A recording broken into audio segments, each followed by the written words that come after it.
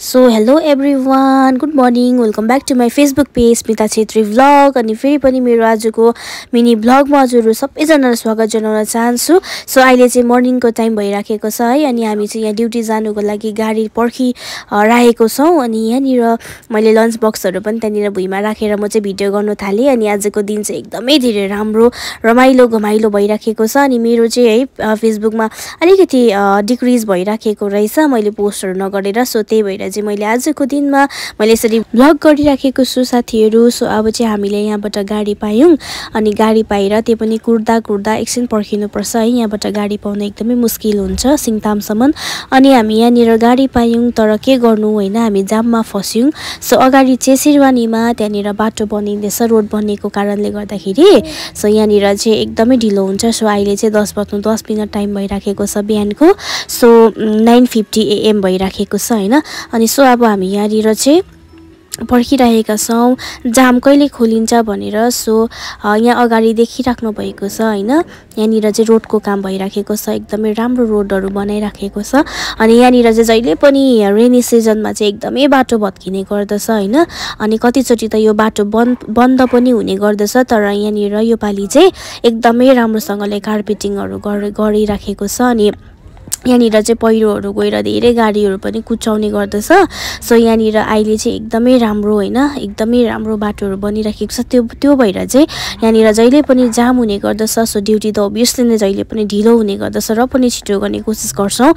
So अब चाहिँ हामी यहाँबाट निस्केर हामी सिङताम पुग्यौँ। सो गाडीबाट उत्रेर हाम्रो आफ्नो लोकेसनमा पुग्यौँ। सो मेरो चाहिँ यहाँनिर अगाडि नै छ र चाहिँ गोसखान डाँडाको त्यहाँ गएर चाहिँ मेरो चाहिँ अलिक सजिलो छ। सो दादाको चाहिँ पर जानुपर्छ है, निकै हिँड्नुपर्छ, निकै हिँडेर जानुपर्छ। सो अब चाहिँ म यहाँनिर मेरो काउन्टरमा पुग्नु आँटे साथीहरू। सो मेरो काउन्टरको नाम चाहिँ छ बम इलेक्ट्रोनिक भनेर।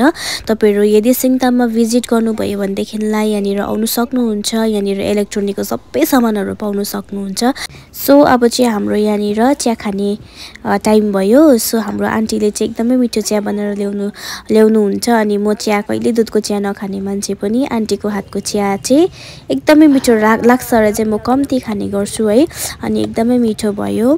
अनि त्यसको बादमा अब कस्टमर त छँदै छैन, अनि हामी आफै है चिया खाँदै काँक्रा खाँदै के खाँदै बसिरहेको छौँ।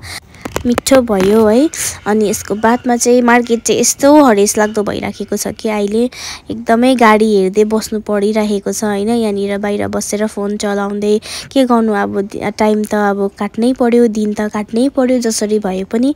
अनि सो हामी चाहिँ यहाँनिर यसरी गफ गर्दै होइन, एकअर्कालाई हेर्दै एकअर्काको अनुहार हेर्दै। अनि यहाँनिर सुरज दाले चाहिँ के भन्दै थियो भन्दाखेरि मैले पनि नेपाली चाहिँ सिकेको छु भन्दै बसिरहेको थियो होइन। सो एकदम हरेस लाग्दो भइराखेको छ मार्केट चाहिँ, दोकानहरू एकदम खाली भइराखेको छ होइन। सो हामी चाहिँ पुरा अल्छी लागिरहेको थियो।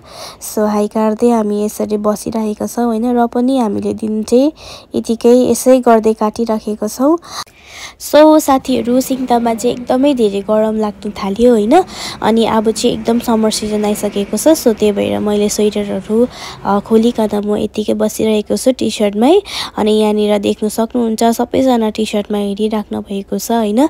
अनि यहाँनिर चाहिँ आज चाहिँ मलाई त्यस्तो धेरै बेसी आइडिया त भएन, तर मैले सुनेको भरमा चाहिँ यहाँनिर हाम्रो अति नै आदरणीय एमएलए सर आउनुभएको थियो। अनि उहाँको नाम चाहिँ मलाई याद भएन। अनि यहाँनिर तपाईँहरूले है चर्को आवाजको त्यो पेजमा तपाईँले त्यो लाइभहरू हेर्नु सक्नुहुन्छ, उहाँले लाइभ गरिराख्नु भएको थियो होइन।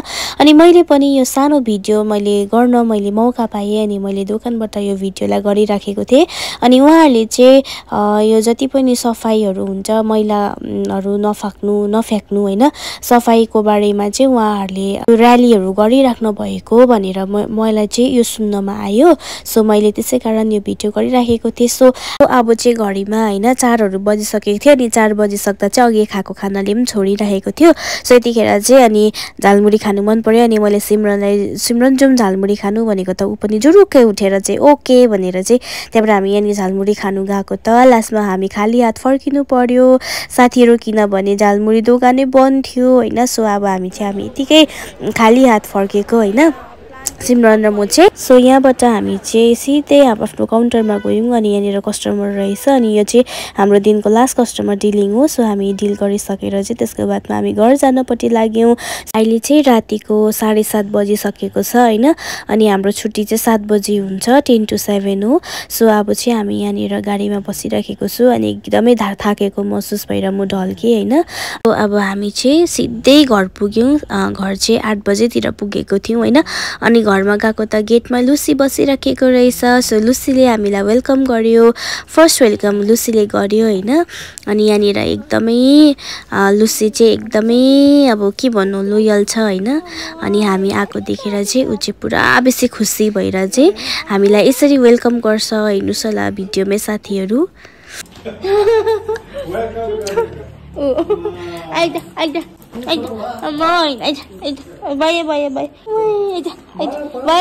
साह्रो माया गरिस् हौ।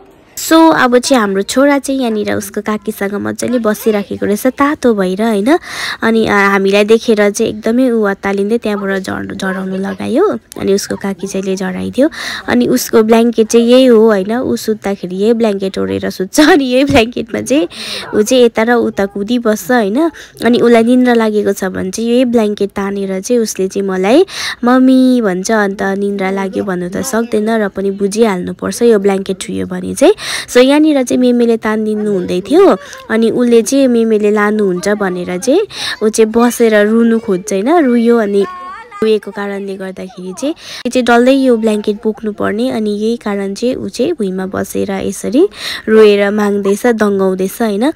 सो आफै बोकेर लिएर आयो। सो लिएर आएर चाहिँ पापासँग यसरी होइन पापालाई दियो अनि ऊ चाहिँ खुसी भयो किनभने एकैचोटि बिहान नै हामी चाहिँ निस्किन्छ होइन। अनि बेलुकी मात्रै आउँछ। उसको मोचा पनि यसरी फाटाइसकेछ अघि होइन। सो अब चाहिँ हामी फ्रेस भएर खानाहरू खाएर त्यहाँबाट हामी रेस्ट गर्छ साथीहरू। सो आजको लागि यति नै थियो मेरो भ्लग।